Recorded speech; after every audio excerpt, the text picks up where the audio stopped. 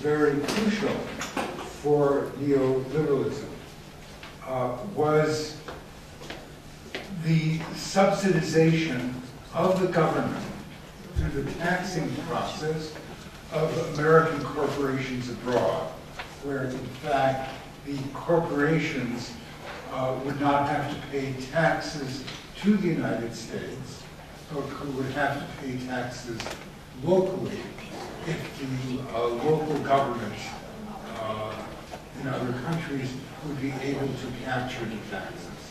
It was a very lax system. And then the fourth part was the acceptance of the idea of an international labor market in which the cost of labor had to be lowered in the United States and could be played against the lower amounts of money paid for the workers in other parts of the world. Altri due elementi centrali di questo progetto erano lo sviluppo internazionale delle imprese americane che diventano multinazionali con una norma che permette alle imprese di non pagare più tasse al governo americano, semplicemente pagano tasse nei paesi di investimento e di localizzazione, che è una grossa spinta e un grosso incentivo alla globalizzazione della produzione. E dal punto di vista del lavoro si creano mercati del lavoro internazionali in cui ovviamente i costi del lavoro nei paesi in via di sviluppo sono molto più bassi che negli Stati Uniti e questo cambia completamente i rapporti sociali di forza nel mercato del lavoro americano. The argument was that this system could continue to work because workers would be buying goods from other countries, which would be low cost, and then we get switched from a producer system to a consumer system.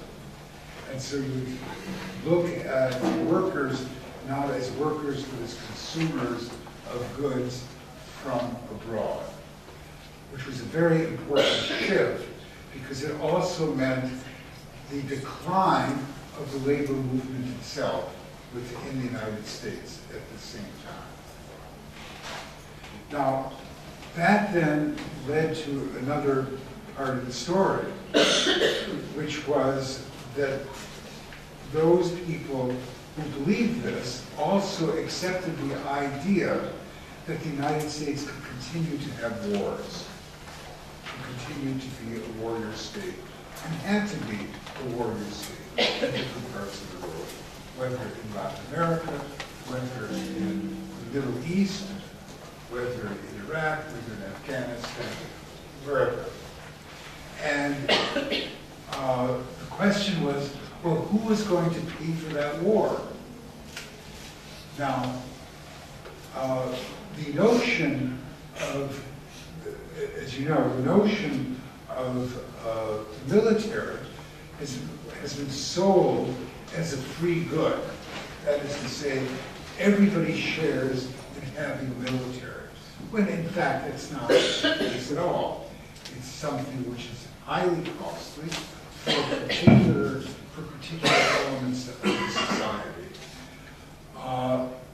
Secondly, what also was believed, and was partly true, is that you could sell, you would be able to work arrangements with other countries, like China would buy our goods, we would buy their goods, they would indeed own our debt that we would incur as a result of the costs of making war, and therefore it would not be necessary to undertake to change our patterns of doing business in the world.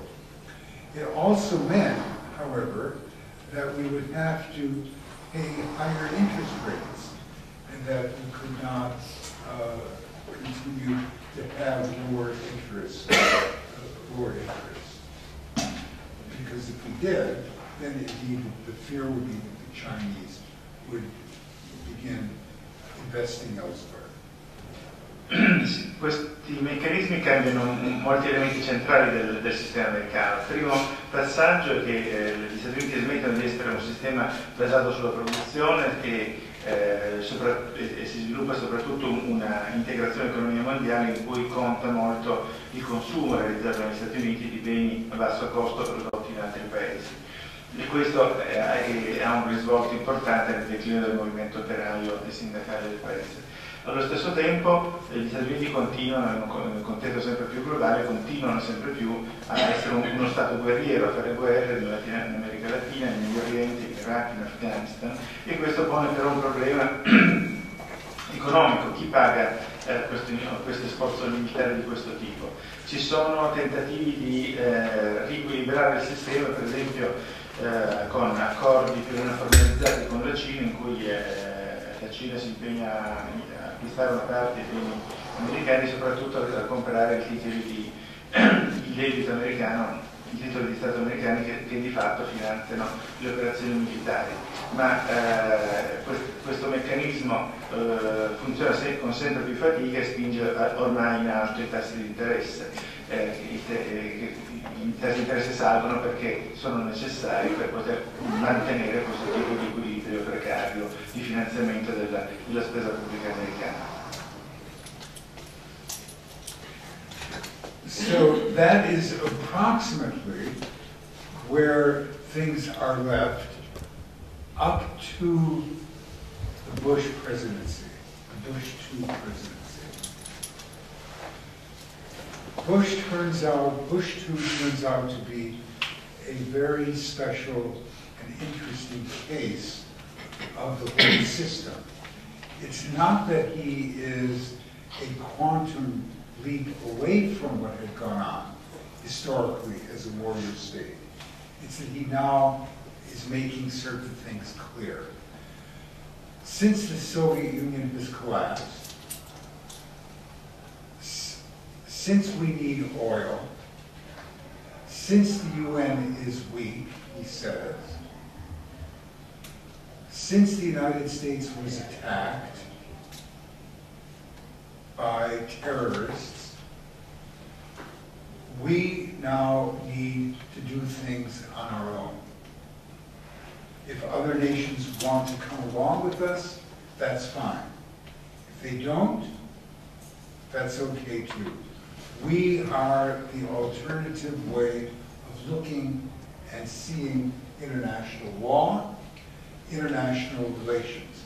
This is what he had in his mind after September 2001.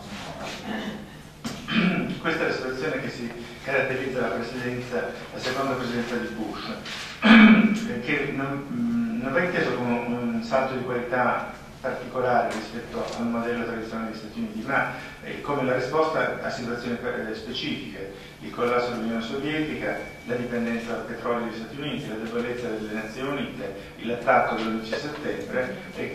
A queste cose il Bush risponde dicendo: se non ci sono le condizioni internazionali per un'azione comune di fronte a queste minacce, noi faremo le cose, andremo avanti da soli. E questo è la nascita e il rafforzamento dell'unilateralismo americano.